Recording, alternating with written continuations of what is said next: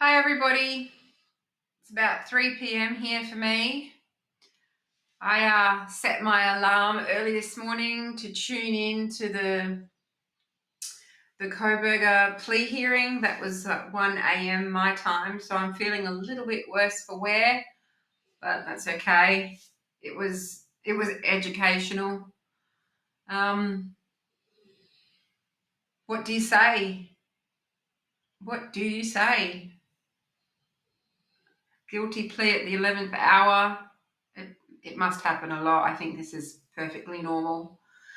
What an interesting character, hey? I got absolutely nothing from him when he stood there in that court, from those one word yes no answers. I mean, I've watched it just that one time, and I sort of made up my mind what was going on within everyone's head. From his legal team, Anne looked probably the most relieved. She looked sort of relieved. Massoth looked pissed. Vicar Barlow looked ashamed at times, like she was grieving. She was not happy. I got absolutely nothing from Mr. Kohberger. You know, I've worked with all sorts of men in my time. It's just my line of work. No, I'm not an escort or anything. I cut hair. So I've come in close proximity to a lot of guys, and yeah, there's a lot of guys like him, but he's genuinely unique. He almost feels like a construct, but that's just me. That's just me. He's just so stiff, so formal. I have difficulty reconciling it all, but it's got nothing to do with me. It's none of my business. I don't know any of the facts, really, the facts that matter. There was nothing that Bill Thompson said that was new. It sounded exactly like the probable cause affidavit. I can't think of anything different except for a Q-tip. I think that might be the only thing I learnt. His legal team, so you had, I noticed Jennings doing this, like she was really glad it was over.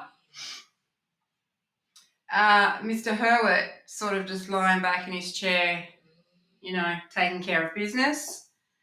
Jeff Nye, is it Jeff Nye? Mr. Nye? He just always seems off with the fairies. Maybe that's a good way to be. And the lady at the end, I don't know who she is. And then you had Mr. Thompson, the orator, the one in charge of the narrative. And he did break down at the end, didn't he? He broke down at the end. And to me, he broke down at the end because something failed. That's what I took away from that. I think he felt like those victims were failed, and it wasn't necessarily all to do with Mr. Kohberger, because there's a lot of dissension between the families now with the plea change, and it's a tragic situation. Like I said, for me personally, something feels off, not right. Pyrrhic victory, hollow victory. Maybe that is just how the legal system is all the time. I don't know.